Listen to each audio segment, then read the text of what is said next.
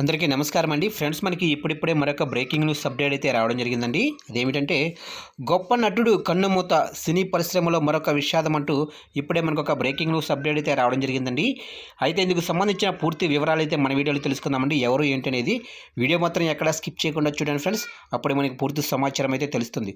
ఇక లేట్ చేయకుండా వివరాల్లోకి వెళ్ళిపోదాము. ఇక తెలుగు సినీ పరిశ్రమలో తీవ్ర విషాదం చోటు చేసుకుంది. ప్రముఖ గీత రచయిత వడ్డేపల్లి కృష్ణ అనారోగ్యంతో కన్నుమూశారు. గత కొన్ని రోజులుగా అనారోగ్యంతో బాధపడుతున్న వడ్డేపల్లి కృష్ణ హైదరాబాద్లోని నిమ్స్ ఆసుపత్రిలో చికిత్స పొందుతున్నారు. అయితే శుక్రవారం పరిస్థితి విషమించడంతో తుదిశ్వాస విడిచారు.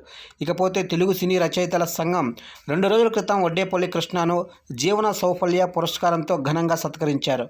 ఈ సత్కారం జరిగి 2 రోజులు గడవక ముందే కన్నుమూయడంతో సినీ అభిమానులు జీర్ణించుకోలేకపోతున్నారు. గీత రచయిత వడ్డేపల్లి కృష్ణ మృతికి సినీ ప్రముఖులతో పాటు రాజకీయ నేతలు సైతం తీవ్ర విచారం వ్యక్తం చేస్తున్నారు. ఇక వడ్డేపల్లి కృష్ణ దర్శకత్వం వహించిన ఎక్కడికి వెళుతుందో మనసు సినిమాలో ప్రముఖ నటుడు సాయి కుమార్ హీరోగా నటించిన సంగతి తెలిసింది. చివరిగా బలగం సినిమాలో వడ్డేపల్లి కృష్ణ కూడా నటించారు. ఇకపోతే వడ్డేపల్లి కృష్ణ రచించిన వందలాది లలిత గీతాలు ఆకాశవాణి, దూరదర్శన్లో ప్రచారమయ్యాయి. వడ్డేపల్లి కృష్ణ దర్శకత్వం వహించిన, నిర్మించిన గోభాగ్యం షార్ట్ ఫిల్మ్కి అంతర్జాతీయంగా పలు పురస్కారాలు లభించాయి. బతుకమ్మ, రామప్ప, రామాయణం లాంటి అనేక లఘు చిత్రాలకు నంది పురస్కారాలు సైతం వహించారు. ఇకపోతే తెలంగాణ ఉద్యమంలో కూడా వడ్డేపల్లి కృష్ణ చురుగ్గా పాల్గొన్నారు.